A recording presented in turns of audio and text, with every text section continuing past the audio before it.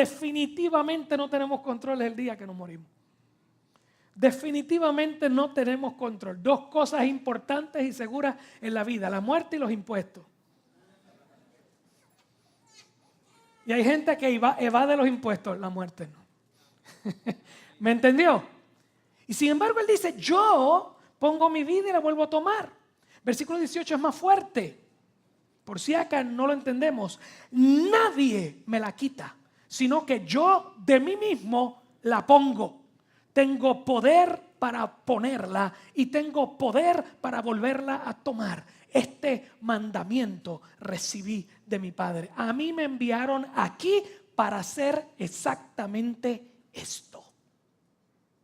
Bien importante que entiendas por qué Cristo vino al mundo. Tiene que ver con tu alma. Tiene que ver con el amor que tiene por ti. Y Él vino con todo el poder y la autoridad para hacer una transacción que tú y yo jamás podremos hacer. ¿Lo entendió? Por eso, el nacimiento de Cristo, yo le hablé esto la última vez que prediqué.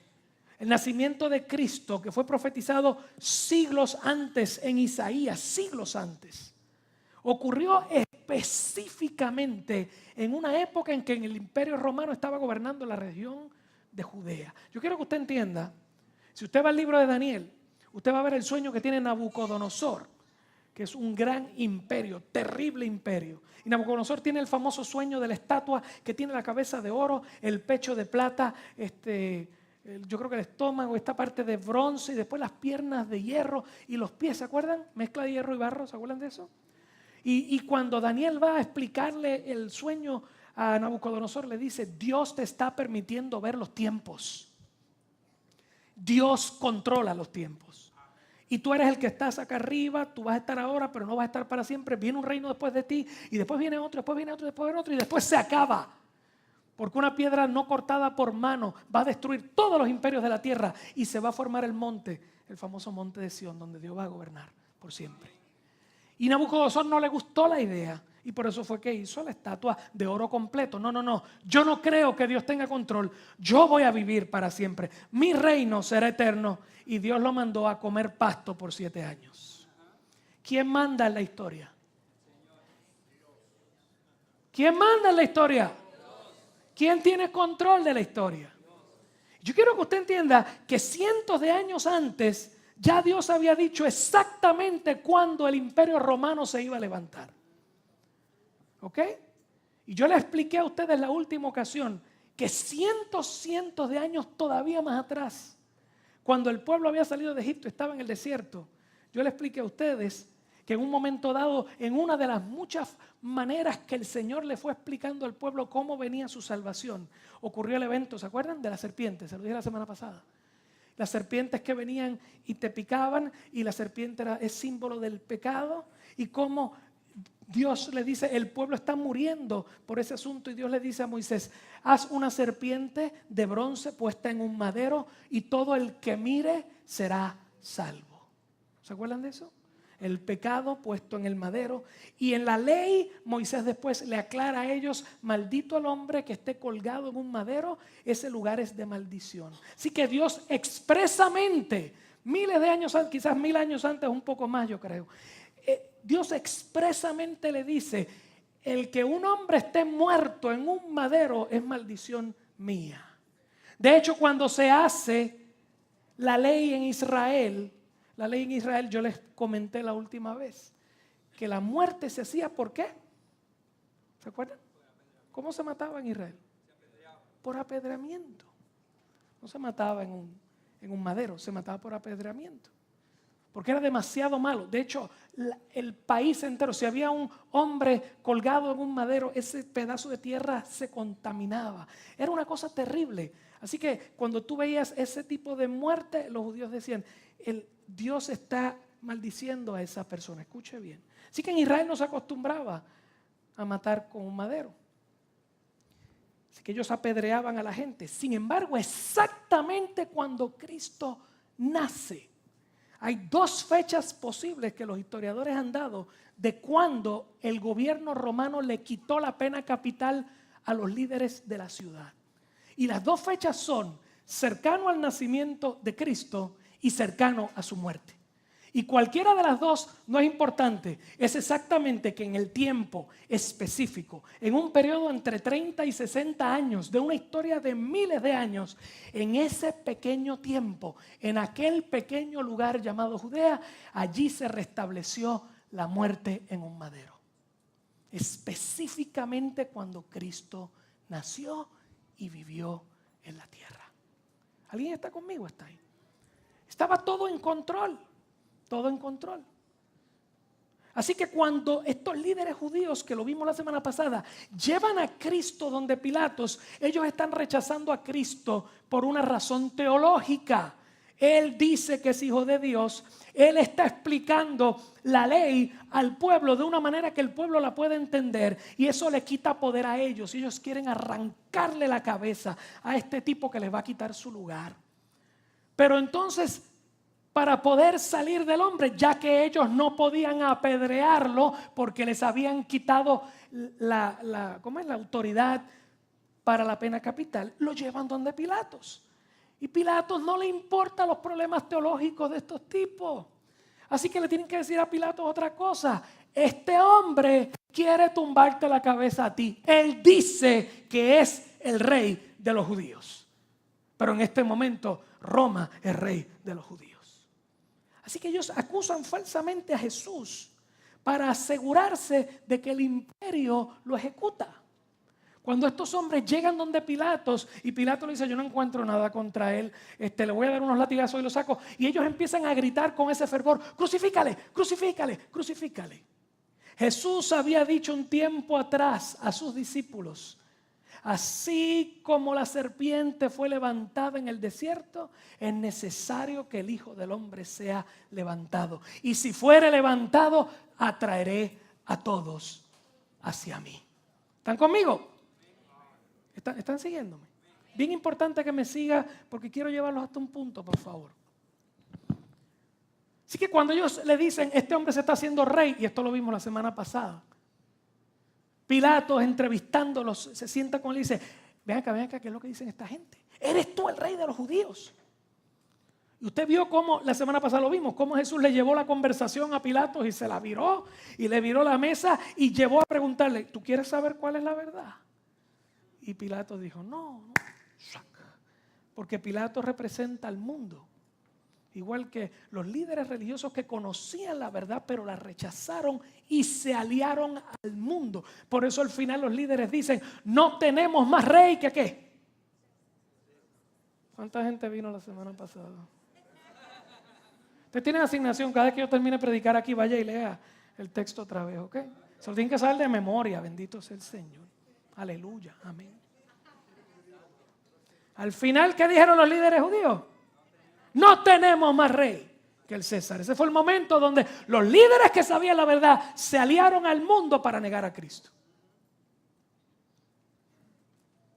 Pilato se desesperó por la descarada trampa que estos tipos, los líderes estos, le habían montado. Ellos le dijeron, lo vimos la semana pasada: si sueltas a este, tú no eres amigo del César, tú eres otro traidor. Y después, cuando vuelve donde Jesús adentro, ¿se acuerdan que fueron como 4 o 5 ciclos de voy para afuera, voy para adentro y hablo contigo y salgo? Y a lo último Jesús ya no le habló más. ¿Sabe por qué Jesús no le habló más? Porque cuando Jesús le preguntó: ¿quieres saber la verdad? ¿Qué hizo Pilato? ¿Se acuerdan? Dice: ¿qué es la verdad? Y salió corriendo. La próxima vez que Pilato viene a hablarle a Jesús, no le habla. Porque la verdad es que si tú no quieres saber del Señor, lo próximo que hay es silencio de Dios para ti. Ay.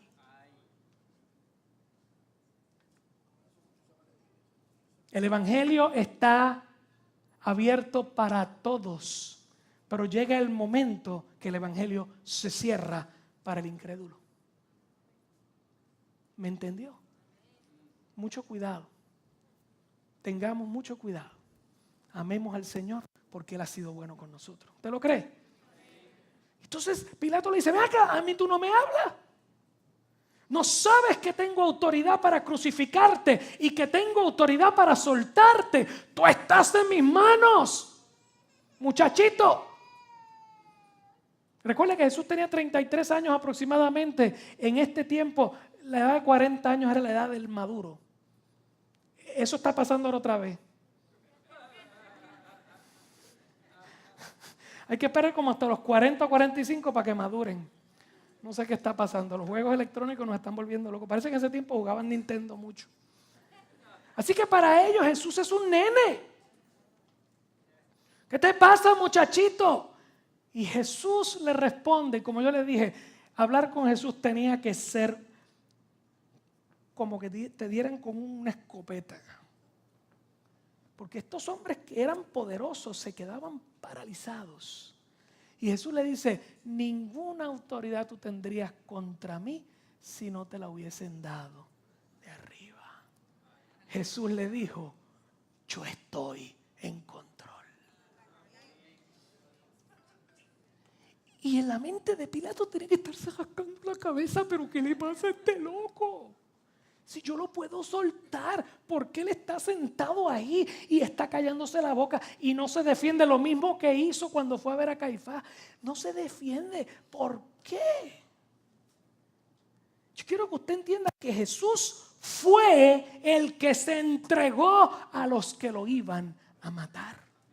Jesús se entregó a sus detractores para que lo mataran. Jesús fue al Getsemaní, yo se lo expliqué hace 2 o 3 semanas atrás. Fue allí porque él sabía que Judas es el primer lugar donde lo iba a buscar, porque era el lugar que él acostumbraba a orar cuando estaba en Jerusalén.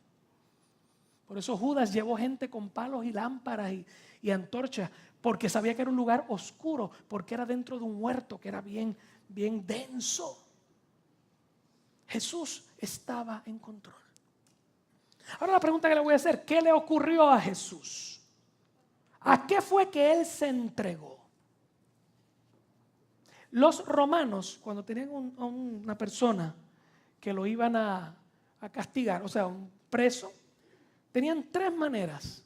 Cuando Pilato ve este revolú, usted sabe que la Biblia dice que Pilato lo entró y lo azotó. ¿Ok? Los romanos, cuando veían a una persona que había hecho una falta leve, un hombre que robó alguito en un mercado y se lo traen o algo así, lo metían adentro y le daban, lo metían y le daban unos azotes, pero un azote suavecito.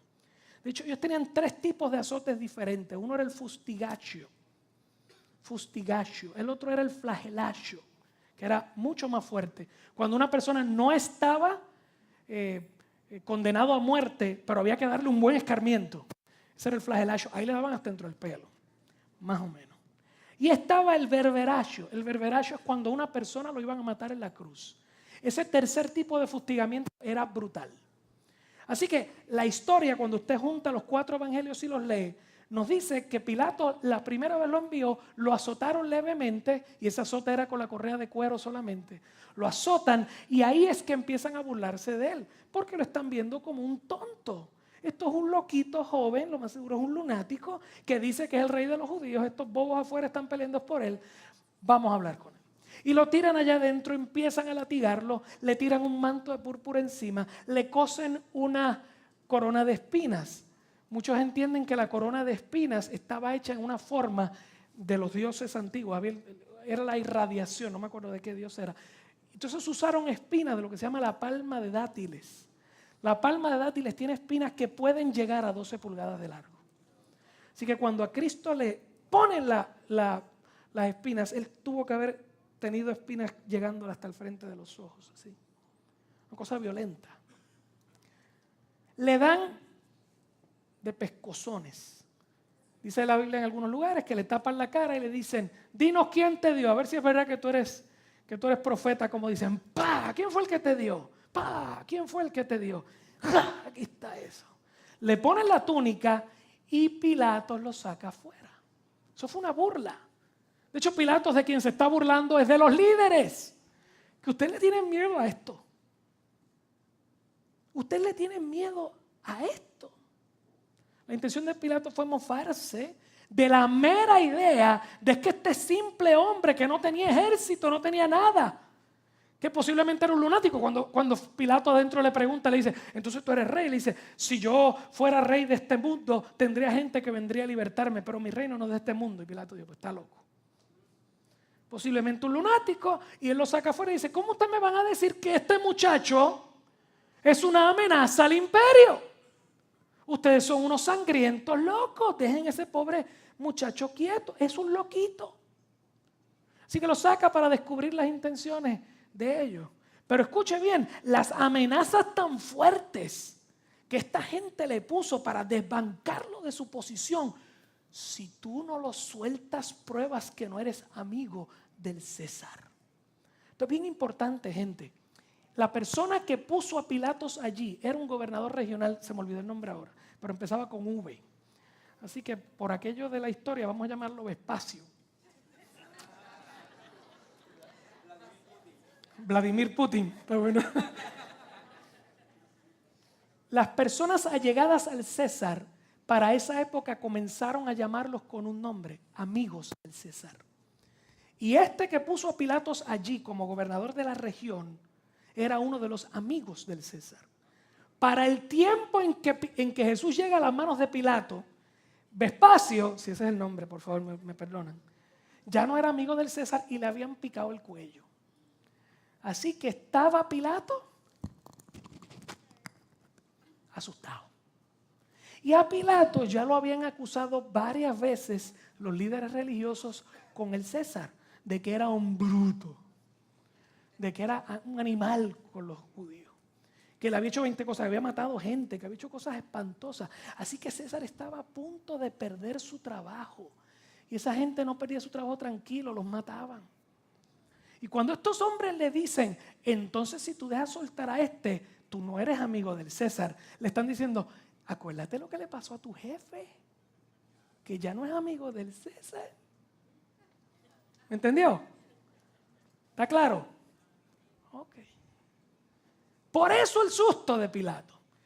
Estos muchachos llegaron allí, los líderes religiosos, las tenían así.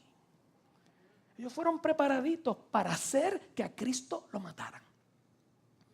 Así que cuando ocurrió eso, es que Pilato se sienta, dice, saquen para afuera la silla del juicio, el bema sit se llama, la silla bema, que es el mismo término griego que usa la Biblia para el trono de Dios cuando nos vaya a juzgar.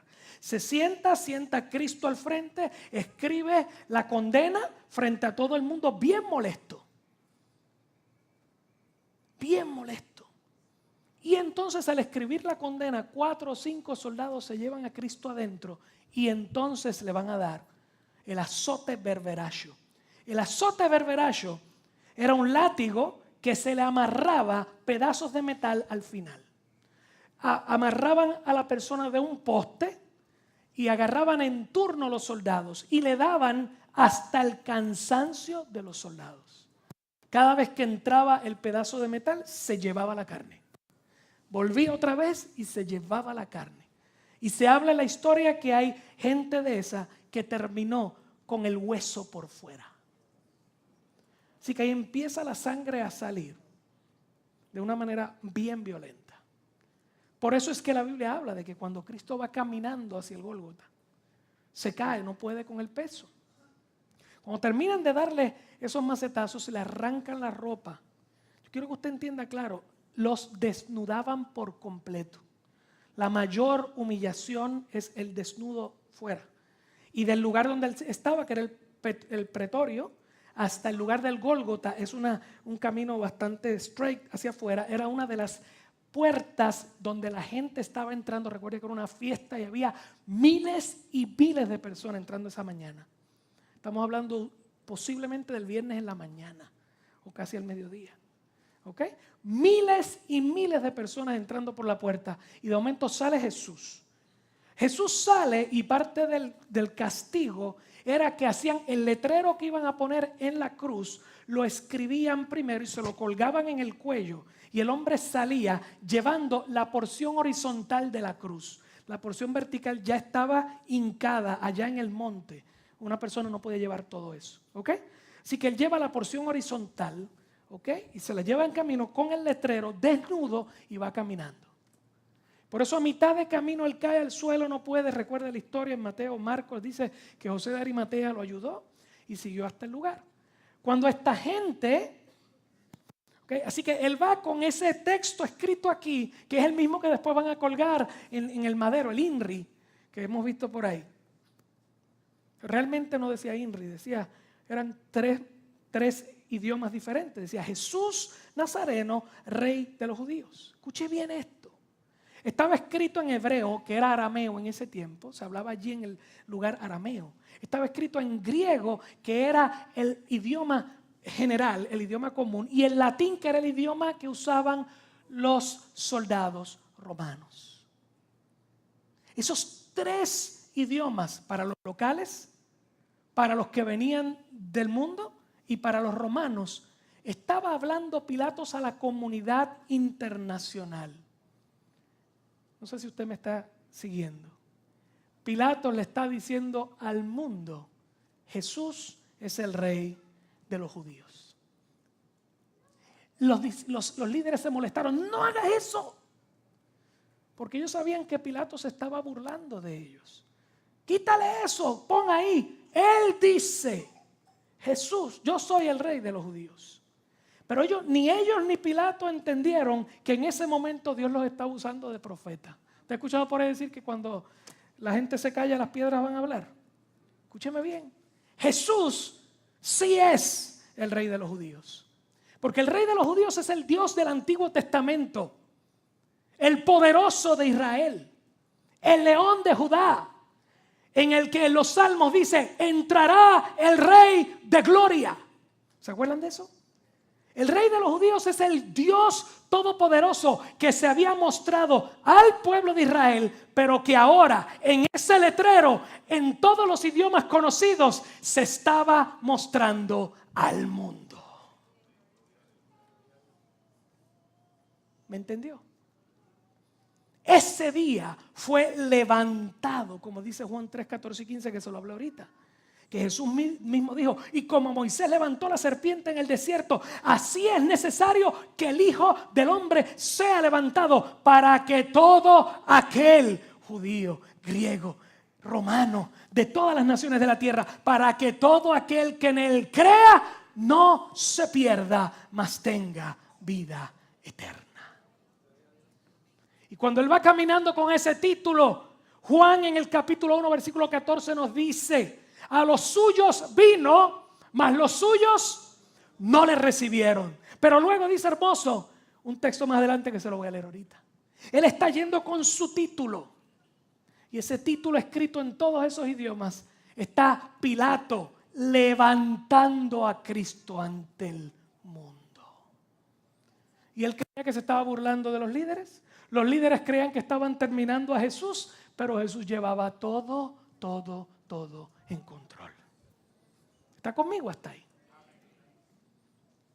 Cristo fue levantado en el madero, como él profetizó, utilizando la historia de Moisés en el desierto. Fue desnudo, sus ropas fueron sorteadas entre los soldados. La persona, el hombre judío usualmente tenía una túnica, esa era la parte interna que tocaba su piel, ya podríamos llamar la ropa interior. Entonces encima de esa túnica, entonces tenía cinto, tenía otro, no sé cómo se llamaba, tenía los nombres allí pero no se los traje. Las sandalias, el cinto y lo que se ponía encima. Hoy le llamamos chaqueta o algo así. Había 4 piezas encima de la túnica y mucha gente entiende que las 4 piezas se las repartieron con suerte entre los 3 o 4 soldados que había. Y cuando le quitaron la túnica, que lo dejan desnudo, esa túnica estaba hecha de una sola pieza y dijeron, no vamos a romperla, vamos a echar suerte a ver quién se la lleva. ¿Ok? Así que yo quiero que usted entienda que está Jesús a plena luz del día, en la mañana, cuando miles de personas están entrando por aquella puerta, botando sangre terrible, la carne guindándole, los huesos por fuera, ¿ok? Y para asegurar la máxima humillación, lo ponen a la puerta de una de las entradas principales, para que todo el mundo lo viera, y agarran el letrero que tenía en el cuello y lo ponen arriba en la cruz. Escúcheme bien, a diferencia de cómo nos presentan por ahí, las cruces no se ponían muy altas. El madero era bajo, ¿okay? Era bastante bajo. Cuando llegaba la persona, esa pieza horizontal que llevaban encima la ponían en el suelo, ponen al hombre ahí, ¿ok? Lo ponen ahí. Ahí es que lo amarran o clavaban sus manos y sus manos allí, lo agarraban rigging, ¿no? Con una pateca o algo, lo levantaban, cuerpo con el madero, y lo iban llevando hasta la pieza vertical. Llegaban ahí, clavaban la pieza vertical, y después que la clavaban, ponían a los pies de la persona, y había en la parte de abajo del madero un rest, tiene un nombre, sí, tiene un nombre y es el apoyo, ¿no? La sedécula. ¿Sí puede llamar su próximo pastel? Te voy a dar un poco de sedécula. La cruz romana tenía un diseño sádico, ¿ok? Sádico. Y se hacía para prolongar la agonía y la muerte. Aparte de que el hombre está perdiendo sangre, así que la debilidad tiene que ser violenta. Uno pensaría que la sedécula, que es la porción está aquí abajo, para que él descanse sus pies, es para que no se le desgarre el cuerpo, para que no se caiga, no. Tan pronto lo suben y lo anclan arriba, él está así, el diafragma se le tranca. En 1 o 2 minutos está muerto por asfixia. La sedécula, parece que ellos las primeras veces que lo subieron se le moría a la gente en lo que lo amajaban, estaba muerto. Lo que está pasando aquí. Entonces, la sedécula le ponían los pies y se los clavaban con el clavo o lo amarraban, pero no era para que él se soltara. Eso que está ahí era para que cada vez que se estaba quedando asfixiado, levantaba el pie y respiraba. Respiraba. Entonces le prolongaban la vida para que la agonía fuera más grande. Claro, si no le clavaban los pies al piso o no los amarraban, una persona que quería acabar de morirse se soltaba y mismo se moría. ¿Me entendió lo que le quiero decir? Inclusive si la persona se desmayaba, se convertía en un movimiento involuntario. El cuerpo seguía levantándose para respirar.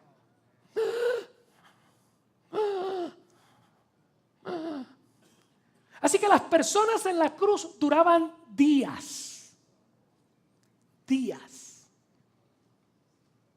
Cuando por fin morían, los dejaban colgando en la cruz. Recuerde las palabras del Señor. Maldito todo aquel que cuelgue en un madero. Lo dejaban en la cruz colgando para que las aves de rapiña vinieran y se lo comieran mientras se podría. Y estaba siempre puesto en la puerta de la ciudad para que todo el que entraba y salía no repitiera contra el imperio romano lo que éste había hecho. ¿Está conmigo hasta ahí? Si por alguna razón tenían que bajarlo, lo vamos a ver la semana que viene. Si tenían que bajarlo, por la razón que fuera, ¿se acuerdan cuando dice que fueron a romperle las piernas? ¿Se acuerdan? Yo antes creía que era romperle las piernas para que después que lo bajaran de la cruz no salieran cogiendo. No, es que le rompían las piernas y ya no podían levantarse y se asfixiaban. ¿Me entendió? Así que se supone que Jesús durará varios días allí. Pero Jesús en muy pocas horas se murió. Y la pregunta que nos tenemos que hacer, yo quería traerle toda esta historia médica y toda la historia, porque yo he visto en muchas ocasiones muy bien que en Semana Santa nos sentamos y hablamos de toda esta agonía, que fue una agonía real y brutal. Fue una agonía terrible. El lado o la naturaleza humana de Cristo le tuvo pánico a esa parte y lo lloró en el Getsemaní. Pero yo quiero que usted entienda que lo que mató a Cristo no fue el dolor físico. Si fuera el dolor físico, Cristo hubiera muerto en 3 o 4 días. Hubieran tenido que romperle las piernas para que se asfixiara. Y en muy pocas horas, Cristo falleció. De hecho, a Cristo nadie lo mató. Cristo entregó su vida. Después que Él estaba levantado allí, algo ocurre entre Él y su Padre. Se pone negro el día, se oscurece el día y ocurre una transacción que aplastó a Cristo. Y yo te la voy a leer. Isaías 53. unos 600 creo, años antes de ese día, Dios toma por el Espíritu al profeta Isaías y escribe. ¿Quién ha creído a nuestro anuncio? Y empieza a hablar de creer. ¿Y sobre quién se ha manifestado el brazo del Señor? Y empieza a hablar de una persona que a estas alturas de hoy el pueblo judío no entiende de quién está hablando. Y modernamente no tocan este capítulo porque saben que apunta a Jesús, el Dios de los cristianos. Subirá cual renuevo delante de él y como raíz de tierra seca. ¿Alguien ha visto una raíz de tierra seca? Solita y casi seca también, sin agua. No hay parecer en él ni hermosura. Le veremos, mas sin atractivo para que le deseemos. ¿Está usted ahora conmigo caminando por la entrada de la puerta del Gólgota? Y está allí en aquella cruz este ser destruido, descarnado. Y la gente casi vomitando mientras entra y no lo quieren mirar. Isaías lo vio. Le veremos más sin atractivo para que le deseemos. Versículo 3. Despreciado y desechado entre los hombres. Los líderes judíos, el pueblo en general, dijo: crucifícale. Pilatos, como una gallina cobarde, lo entregó. Despreciado y desechado entre los hombres, varón de dolores, experimentado en quebranto después de todo lo que le habían dado. Y dice luego: y como que escondimos de él el rostro. Usted esconde el rostro cuando algo no le agrada y no lo quiere ver. Yo estoy seguro que la gente pasando por allí miraba al otro lado y decía: ¿qué es esto? Qué salvajes son los romanos. Fue menospreciado y no lo estimamos. Juan 1:14 dice: a los suyos vino, mas los suyos no le recibieron. Versículo 4. Ciertamente llevó él nuestras enfermedades y sufrió nuestros dolores. Él fue humano como nosotros. Y toda esta porción que estamos hablando de Isaías está hablando de la naturaleza humana. Él sufrió lo mismo que nosotros. Y nosotros le tuvimos por azotado, por herido de Dios y abatido. Los líderes judíos que estaban allí empezaron a gritarle: si tú eres hijo de Dios, ¿por qué tú no llamas ahora para que te bajen de ahí? Todo el que sube en un madero es maldito de Dios. Nosotros teníamos la razón. Tú estás siendo abatido de Dios. La burla, el escarnio. Pero en ese momento, Isaías, luego de ver en el mundo físico lo que le está pasando a Cristo allí, el Espíritu Santo le revela la razón del momento. Y el versículo 5 dice: Él no está allí. Versículo 4 dice: nosotros lo tuvimos como abatido de Dios, como maldito de Dios. Pero el versículo dice: no es por eso que Él está allí. No es por culpa de Él. Te voy a explicar. Porque en el tiempo de Israel el maldito de Dios era un hombre malo que recibía de Dios el justo juicio por su maldad. E Isaías nos explica que Él no estaba allí por su maldad. Y el versículo 5 nos explica la cruz. Mas Él herido fue, ¿por qué? Por nuestras rebeliones. Molido por nuestros pecados. El castigo de nuestra paz con Dios fue sobre Él. Y por su llaga fuimos nosotros curados. Él se levantó allí por ti y por mí.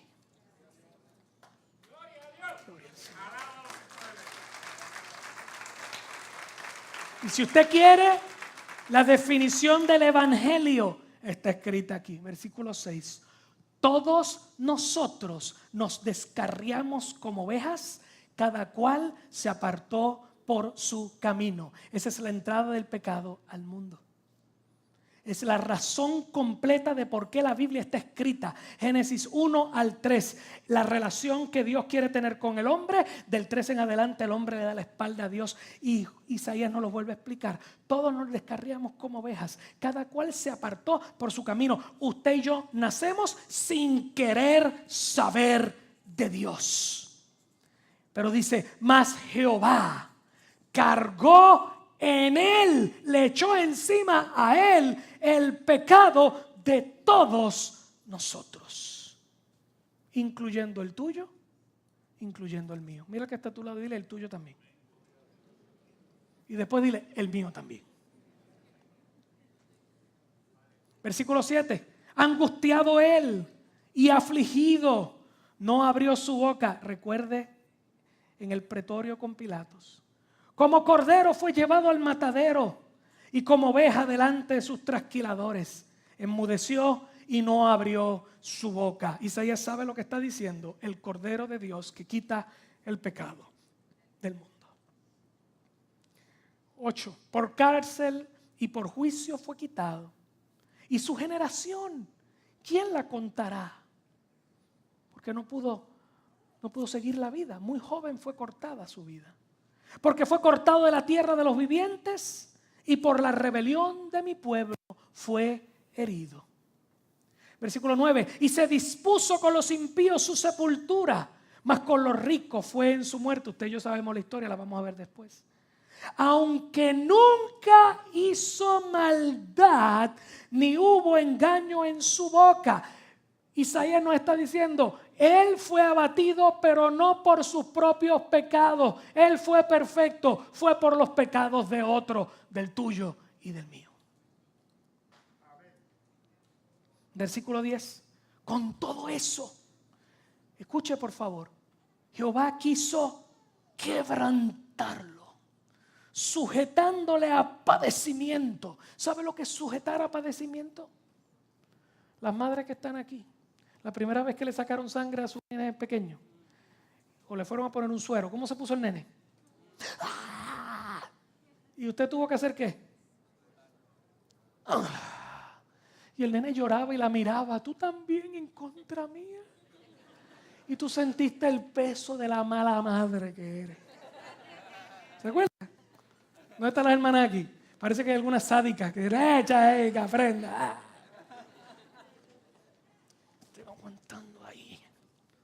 O cuando a alguien se le rompió el hueso a un hijo y el doctor le dijo, aguántalo que le voy a poner el hueso en sitio. Aguántalo ahora. Y tú las lágrimas bajándote y el doctor, ¿cómo tú estás, papá? ¡Cla! Y el nene gritó y te miraba. ¿Se acuerdan de eso? Fíjense cómo dice Isaías. Con todo eso Jehová quiso quebrantarlo. Sujetó a padecimiento.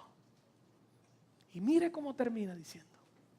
Cuando él, ese siervo sufriente, cuando haya puesto su vida en expiación, en pago por el pecado, ¿verá qué? ¿Qué es linaje, gente? ¿Qué es linaje? ¿Sabe dónde está ese linaje hoy? Está sentado aquí. Denle un aplauso al Señor. Verá linaje, vivirá por largos días y la voluntad de Dios será en su mano. Versículo 11 dice, verá el fruto de la aflicción de su alma y quedará satisfecho. En Hebreos dice que Jesús se subió a la cruz porque antes de llegar allí, tu rostro y el mío le fue puesto de frente. Y él dijo, por estos me voy a subir ahí. Por estos me voy a subir y me voy a echar el pecado de todos ellos encima para que ellos puedan tener paz para con Dios. Herido fue por nuestras rebeliones, molido por nuestros pecados. El castigo de nuestra paz fue sobre él y por su llaga fuimos nosotros curados. Dale un aplauso bien fuerte al Señor, por favor.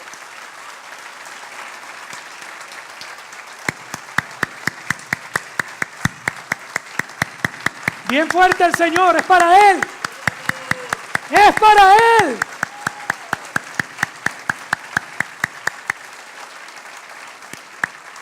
con todo lo salvaje y brutal y despiadado que fue el maltrato físico que sometieron los romanos a Jesús, pero Él entró ahí voluntariamente. Lo que aplastó a Cristo en ese corto tiempo, en menos de 3 horas, lo que aplastó a Cristo fue algo infinitamente mayor que el dolor del cuerpo, infinitamente mayor que la corona de espinas, infinitamente mayor que los clavos. Lo que aplastó a Cristo ese día fue que tan pronto lo subieron allí, Él fue hecho maldición por nosotros, como dice la palabra. Y dice la Biblia que se llenó de oscuridad el lugar. Y en ese momento, cuando la oscuridad llega, algo ocurrió, una transacción en el alma de Cristo. Y en ese momento el peso de la oscuridad más profunda que te tocaba a ti, a mí, el día que nos muriéramos, y Él tuvo que gritar: Padre, Padre, ¿por qué me has abandonado? Y cuando sintió el abismo de la separación con Dios, entonces dijo: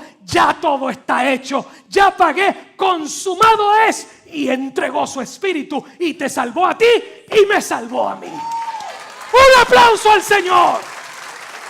Él se echó encima la oscuridad eterna, se le echó encima para que tú y yo vivamos en luz para siempre, para siempre.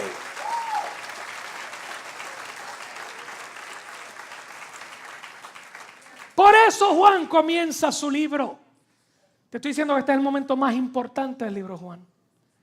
Juan comienza su libro diciendo, como te lo he explicado en 2 ocasiones hoy: a los suyos vino, mas los suyos no le recibieron. Pero el versículo 2 es precioso. Y dice, léalo conmigo, con esto concluimos hoy. Léalo todo el mundo conmigo. Mas a todos los que le recibieron, a los que creen en su nombre, le dio la potestad de ser llamados hijos de Dios. Ese es el regalo para ti, ese es el regalo para mí. Gracias, Señor, por subirte voluntariamente a la cruz. Gracias por poner tu vida en mi lugar, porque yo no me lo merecía. Todos a una nos descarriamos, ninguno te buscó, y de todas maneras tú hiciste una transacción con el Padre y te echaste todo nuestro pecado encima para devolvernos y reconciliarnos con Dios. Gracias, Señor. Vamos a adorar al Señor un segundo. Vamos a adorarle, vamos a adorar el nombre del Señor. Bendecimos tu nombre, bendecimos y adoramos tu nombre, exaltamos tu nombre, glorificamos tu nombre, engrandecemos tu nombre, adoramos el dulce nombre de Jesús el Cristo.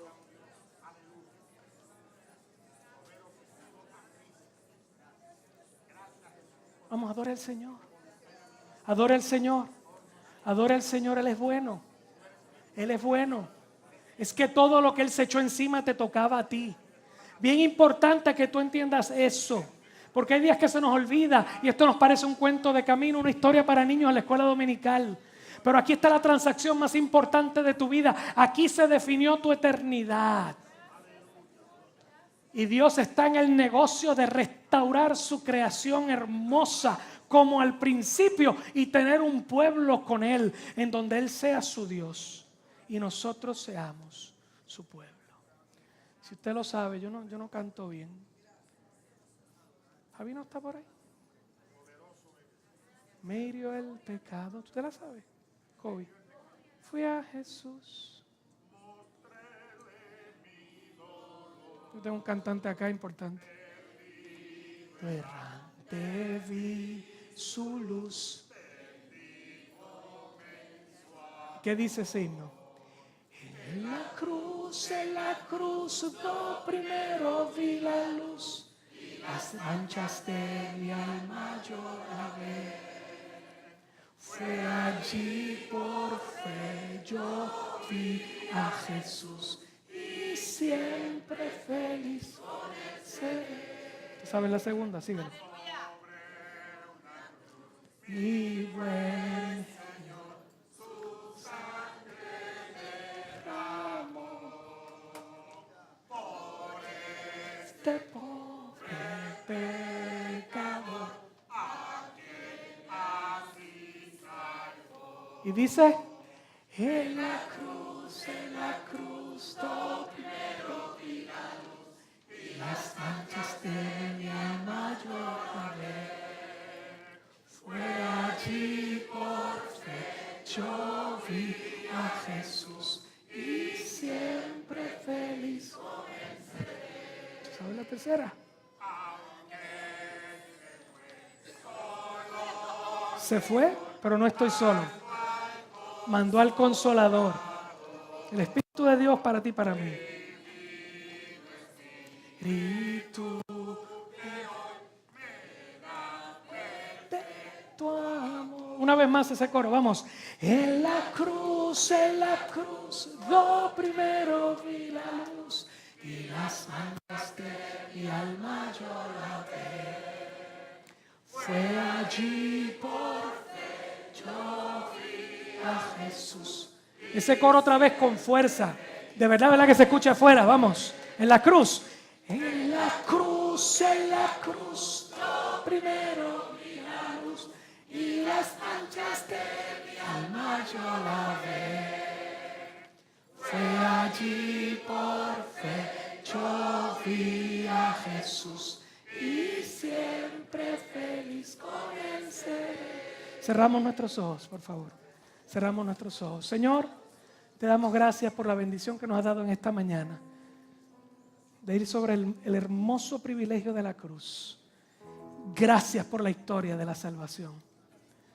Gracias por hacer algo que nosotros jamás íbamos a poder hacer. Porque el día que pusiéramos nuestra vida frente a ti, no iba a dar para pagar nuestra rebelión. Porque nuestro corazón realmente no se quería poner en paz contigo. Y tú tuviste misericordia. Y tú te echaste encima nuestro pecado. Y para colmo envías tu Espíritu para que nos convenza de lo que ya tú hiciste y para que nos salve. Porque tú eres tan bueno. Porque de tal manera amó Dios al mundo que dio a su Hijo unigénito para que todo aquel que en Él crea no se pierda, mas tenga vida eterna. Qué hermosa la vida que nos has regalado hoy. Padre, yo te ruego que si hay alguien en este lugar que no te conoce o está alejado de ti, que en esta hermosa mañana tu Espíritu lo convenza de su gran necesidad.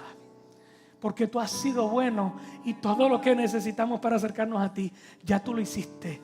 Solo tenemos que apropiarnos de eso creyendo en el Hijo, en Cristo.